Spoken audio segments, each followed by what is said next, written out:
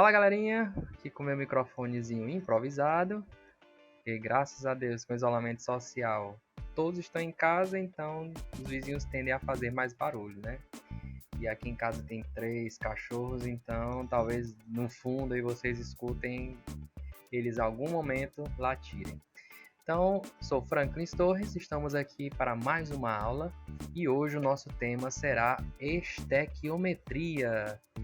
Franklin, pelo amor de Deus, que diabo de nome é esse, hein? Pois se você acha difícil falar estequiometria, eu desafio você a falar ácido etileno diamino tetracético. Ácido etileno diamino tetracético.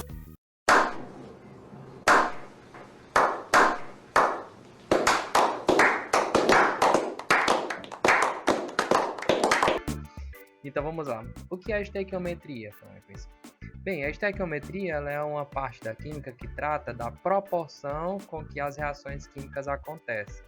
As proporções entre aquelas substâncias que participam de uma reação química, sejam os produtos e os reagentes. Lembram? Produtos são todos aqueles que vêm antes da reação química acontecer, que na equação química estão representados antes da seta. A seta representa a transformação que ocorreu, e os produtos que estão depois da seta, que foram formados a partir dos reagentes. Então, eles sempre acontecem dentro de uma mesma proporção, certo? Essa proporção ela é regida pelas leis ponderais, seja de Lavoisier, seja de Proust. Então, tudo ela tem uma proporção definida, bem construída, tá certo? Então, a gente pode manipular as reações químicas se a gente conhecer essas proporções em que elas acontecem. Então, como exemplo simples, eu coloquei para vocês aqui uma receita de bolo, tá certo? Pode até aí, ó, printar isso aí, fazer esse bolo. E quando a gente voltar do isolamento social, lá na sala de aula, ó, Francis, tá vendo aquela aula que eu dei para você? Tinha receita de bolo? Tá aqui, ó, a fatia do bolo. Fica a dica, né? Essa piada aqui não. Essa piada aqui não. Essa piada aqui não. Pode ir embora que essa piada aqui é muito ruim. Então, em uma receita de bolo, a gente tem os ingredientes e a gente tem o modo de preparo. E os ingredientes, se você, por exemplo, esses ingredientes que estão aqui, elas são para um bolo. Mas, Frank, se você quiser fazer 2 bolos, então se são 2,5 copos de farinha para um bolo, se eu tenho 2 bolos, ou seja, 2 vezes o que eu tinha antes, vai ser 2 vezes 2,5 copos, que vai ser o quê? 5 copos de farinha.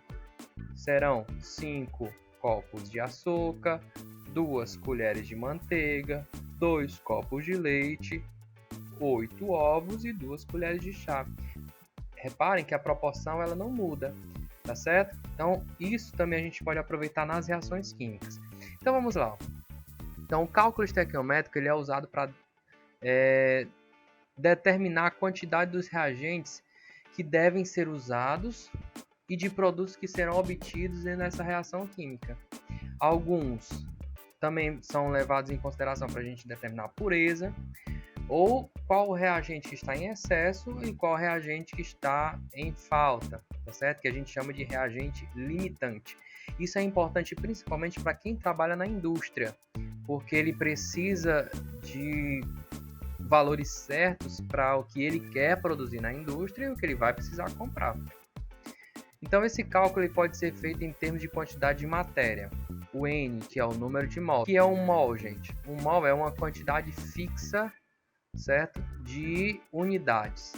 Ou seja, unidades de átomos, unidades de moléculas, tá certo? Da mesma forma que uma dúzia é uma quantidade fixa de quantas unidades? 12. Um mol também é uma unidade fixa de unidades. Quais? Quantas unidades? Exatamente esse número aí, ó. 6,02214 vezes 10 elevado a 23 unidades, seja de átomos, de moléculas, tá certo? Então, e esse número de mols daquilo que a gente utiliza na reação química, a gente representa isso dentro da reação química onde, Franklin? Na equação? nos coeficientes de cada substância que participa da reação, que é aquele número que fica na frente da reação química, né? Então, por exemplo, nessa reação química que eu tenho o etanol reagindo com o oxigênio, ou seja, uma reação de queima do etanol, eu produzo gás carbônico e água, como toda reação de combustão ela produz gás carbônico e água, certo? Então, eu tenho 1 mol de etanol para 3 mols de oxigênio, 2 mols de carbono são produzidos e 3 mols de água são produzidos. Olha só, viu? Então, essa proporção ela sempre vai ser mantida. Franklin, mas se eu não quiser produzir 2 mols de gás carbônico, eu quiser produzir 10 mols de gás carbônico. Muito bem. 10, quantas vezes você aumentou de 2? 5, não é isso? Então, se você aumentou de 5 vezes aqui, todos os outros membros da equação química também, obrigatoriamente, vão aumentar de 5 vezes. Então, se você quer produzir 10 mols de gás carbônico, você vai precisar de 5 vezes 1, 5 mols de etanol, 5 vezes 3, 15 mols de oxigênio e vai produzir os 10 mols de gás carbônico e 5 vezes 3, 15 mols de água, tá certo? Então é isso aí. Isso em termos de massa, não chega, mas como é que eu expresso isso em massa? Porque eu não chego na loja para comprar, por exemplo, etanol, eu digo, me dê 2 mols de etanol. Não, você vai unidades de volume, unidade de massa. Então, como é que você converte isso em massa? Muito bem. Aí é o que a gente chama de massa molar, ou seja, a massa de 1 mol.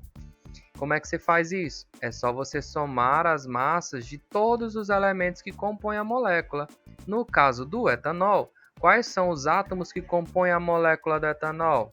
Carbono, hidrogênio e oxigênio.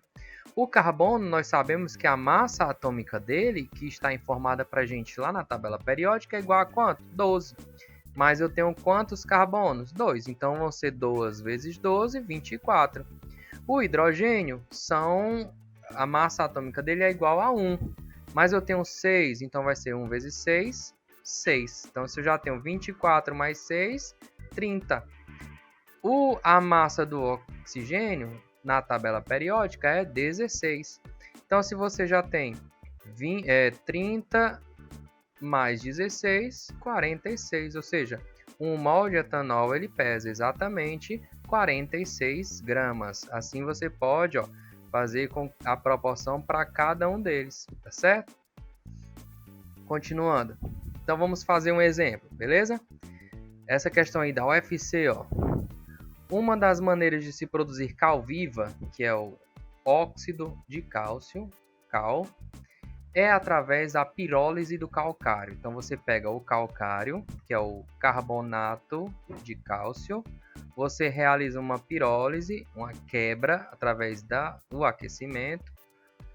Ele vai produzir a cal viva, o óxido, mais o dióxido de carbono, tá certo? Uma amostra de... Repara aqui, quais são os coeficientes, ou seja, qual a quantidade de mol de cada um. Frank, não tem nenhum número na frente. Quando não há nenhum número na frente, a gente subentende que o número que se encontra aí é 1. Ou seja, eu só tenho um único mol de carbonato de cálcio, vai produzir um único mol de óxido de cálcio e um único mol de dióxido de carbono. Então vamos lá. Uma amostra de 20 gramas de calcário, então você pegou isso aqui, 20 gramas disso, produziu 10 gramas disso. O rendimento da reação foi de aproximadamente. Então, se eu quero saber o rendimento, quanto rendeu essa reação, eu preciso saber primeiro quanto é que deveria ser o produto final. De quanto? Para eu saber quanto foi que eu obtive na realidade para fazer a minha porcentagem. Então, primeiro vamos descobrir quanto é realmente que eu vou produzir a partir dessas 20 gramas, para depois eu descobrir quanto eu produzir, assim eu vou saber a diferença e o rendimento. Então, vamos lá. Essa é a minha equação, lembra? se não aparece nenhum número na frente, é porque o coeficiente é 1. Então, 1 é 1 mol para todos. Então, todos produzem a mesma quantidade de mol.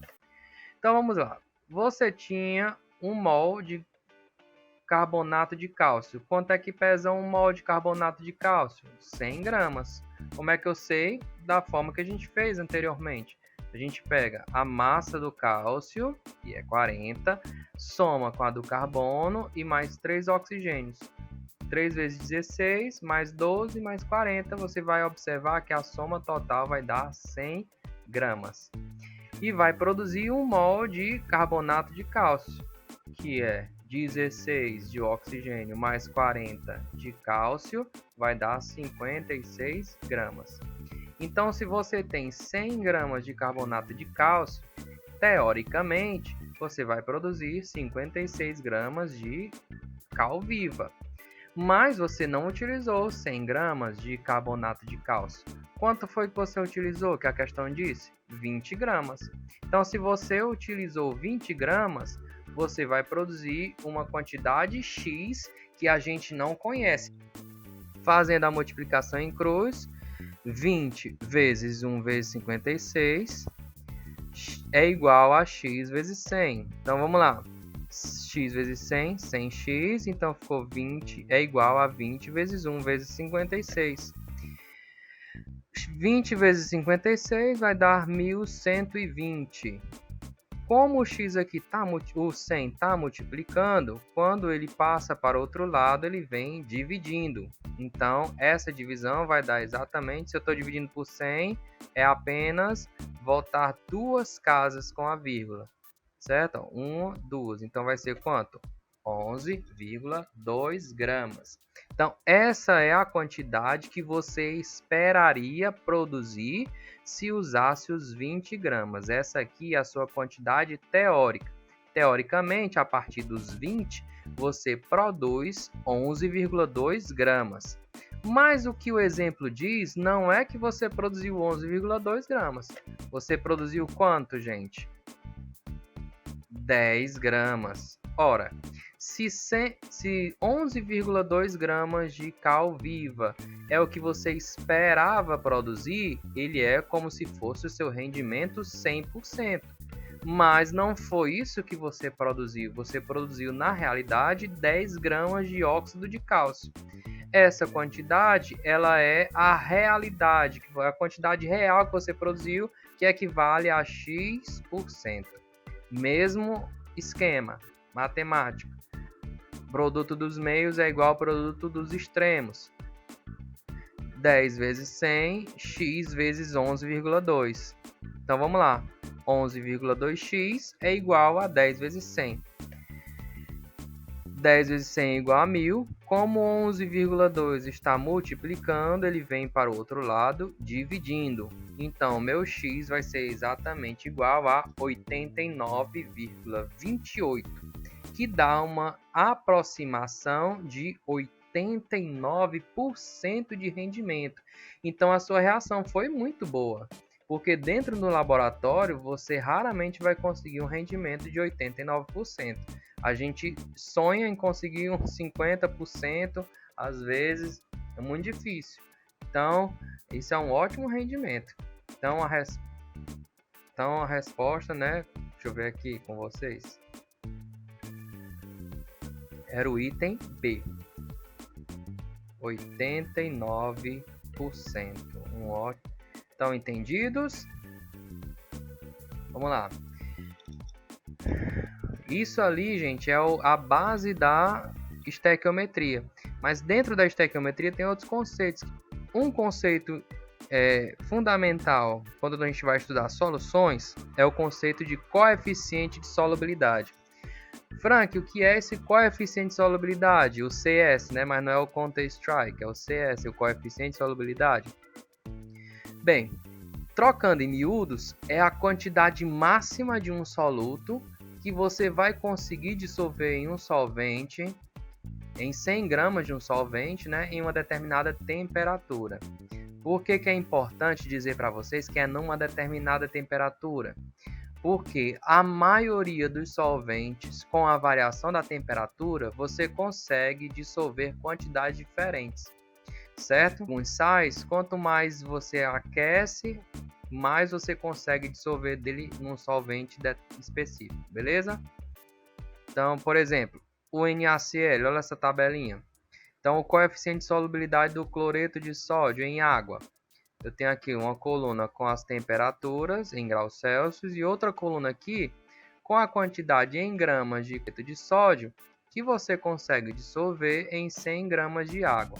Então, quando você tem 100 gramas de água a 0 graus Celsius, ela é líquida, tá certo? É importante dizer isso, embora 0 seja o ponto de congelamento da água, mas você consegue obter água líquida em 0 graus antes que ela congele. Então, quantas gramas de NaCl você vai conseguir dissolver nessa água a 0 graus? 35,7. Se você pegar 100 gramas de água e aquecer lá 10 graus, quantas gramas de NaCl você vai dissolver? 35,8. E assim, ó, quanto mais você vai aumentando a temperatura, você vai percebendo, ó, que do lado a quantidade que você consegue dissolver desse sal também aumenta com a temperatura. Isso aqui é uma geral nos sólidos, tá certo? É uma geral dos sais. Quanto mais você aumenta a temperatura, mais você consegue dissolver. Mas há algumas exceções, tá certo? Então, olha só se eu colocar isso num gráfico. No eixo X a temperatura e no eixo Y o coeficiente de solubilidade.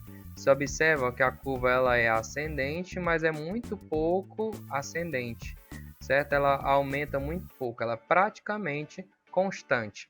Dentro disso, do coeficiente de solubilidade, a gente pode também definir soluções de 3 tipos, dependendo da quantidade de soluto que você conseguiu dissolver naquele solvente.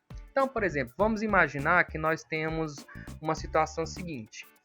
Você tem aqui, ó, a 40 graus de temperatura, você subindo aqui na curva, você consegue dissolver um pouco mais que 35 gramas de NaCl nessas 100 gramas de água. Muito bem, vamos olhar aqui, voltar para a tabela, pronto. Ó, em 50 graus, você consegue dissolver 37 gramas. 37, gente, é o máximo que você consegue dissolver naquela situação de 50 graus. Então, todas as soluções que você colocou o solvente na quantidade limite do que você pode dissolver, essa solução ela é denominada solução saturada. Todos nós já usamos essa expressão. Gente, eu estou saturado dessa situação. Ou seja, eu estou no meu limite. É só até aqui que eu aguento. Então, a solução é até essa quantidade que ela aguenta. Então, a solução saturada, ela está no limite do que eu posso dissolver naquela temperatura. Soluções em que eu coloquei, por exemplo, voltando ainda para esse exemplo dos 50 graus. O máximo que eu posso dissolver é 37. Mas se eu coloquei só 10... 10 ainda está muito longe do que eu posso dissolver nessa temperatura. Então, essas soluções em que a quantidade de soluto é menor do que a quantidade limite, a gente diz que essa solução é uma solução insaturada, tá certo? E se eu quiser colocar ao invés de 37, eu quiser colocar 50 gramas logo? Muito bem, você vai colocar 50 gramas, vai conseguir dissolver em 50 graus apenas 37 e a diferença, que é de 13 gramas, ela vai ficar depositada no fundo do copo. Todo mundo aqui, quando vai para algum lugar que o açúcar não tem, ou que o café não tem açúcar, às vezes a gente exagera no colocar o açúcar e fica o açúcar depositado no fundo da xícara, não é isso? Então aquilo lá a gente chama de corpo de fundo ou então precipitado.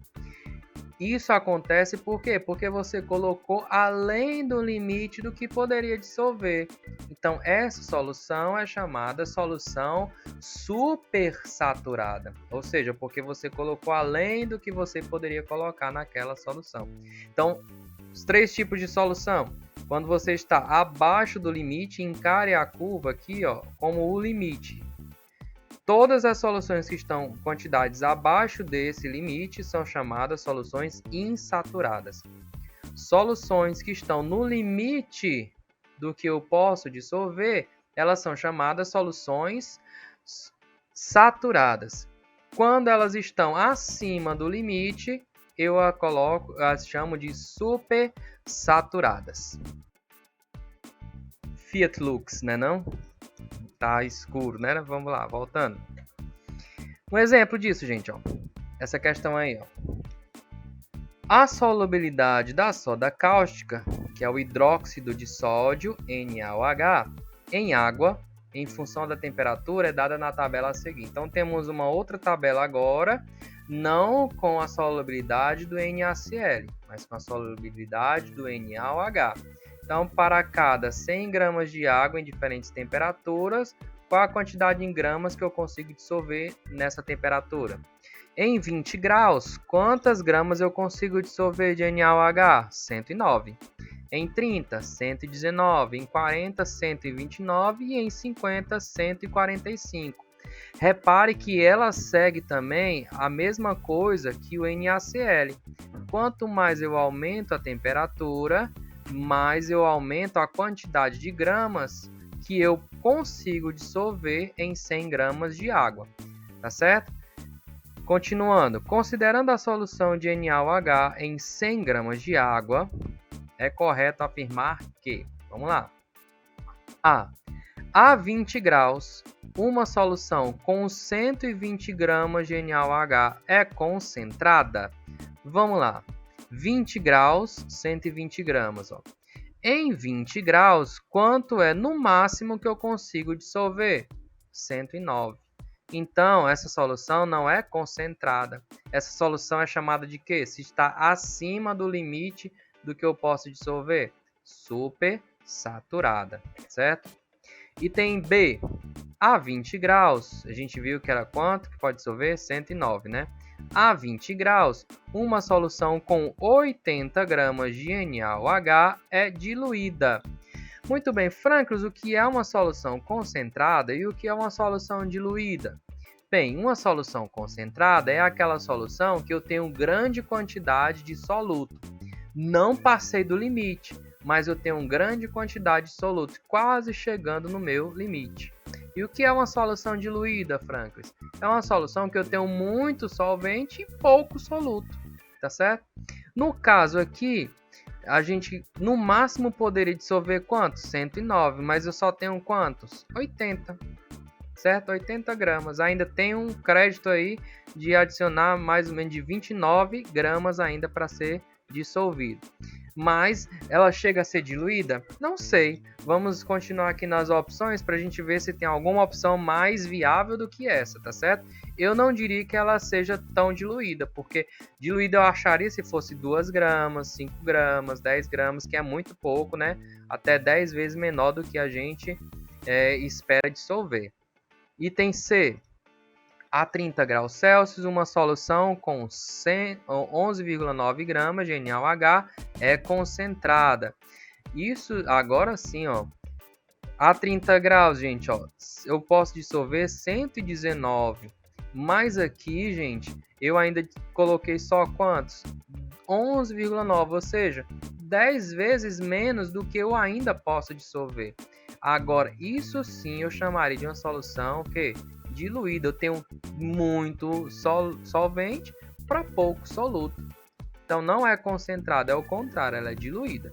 Vamos lá. Item D. A 30 graus, uma solução com 119, 30 graus realmente, o máximo que eu posso dissolver é 119. De NaOH é supersaturada? Não, gente. Como é o nome de uma solução que a gente está exatamente no limite? Estou saturada, né? A solução é saturada. Então não é supersaturada, errado. Errou! Item E. A 40 graus Celsius, uma solução com 129 gramas. Vamos ver quanto é o máximo em 40? Exatamente, ó. Em 40 graus o máximo é 129. que é exatamente o que eu tenho. Soluções com a quantidade exata do limite é o que? Saturada. Então, o item correto é o item E, gente. A 40 graus, se você tem 129 gramas, que é o limite, a sua solução ela é considerada solução saturada. Uma coisa que a gente vai precisar também relembrar é justamente a conversão de volumes. Por quê? Porque para algumas expressões de concentração de soluções, a gente vai precisar converter, seja para litros, para metros cúbicos, tá certo? Então a gente vai precisar fazer esse trabalho de conversão de unidades. Por exemplo, qual a unidade padrão de medir volume? É o metro cúbico. Essa é a unidade que o Sistema Internacional de Unidades toma como padrão. O que é um metro cúbico? É o quanto de espaço um cubo, exatamente de 1 metro de altura, 1 metro de largura e 1 metro de comprimento, ocupa no espaço. Esse é o volume de 1 metro cúbico. E esse volume de 1 metro cúbico, ele equivale exatamente a 1000 litros, tá certo? Então, a unidade padrão, que é o metro cúbico, ela equivale à unidade de 1000 litros, tá certo? Uma curiosidade, se você quiser saber sobre por que nas notícias de chuva na cidade eles medem em milímetros, choveu não sei quantos milímetros na cidade, choveu não sei quantos milímetros em outra cidade. Se você quiser saber, curiosidade, como é que funciona esse cálculo, vai aqui no card, não sei se é aqui ou aqui, no card, que tem um vídeo onde você vai poder tirar essa curiosidade, beleza? Valeu! Galerinha, a sala ficou muito grande, então resolvi dividir em 2 vídeos. Então eu vou lançar a primeira parte hoje. Eu espero lançar as 2 partes ainda hoje, mas vai estar aqui no card, aqui ou aqui, para você acompanhar a continuação da aula, tá certo? Valeu!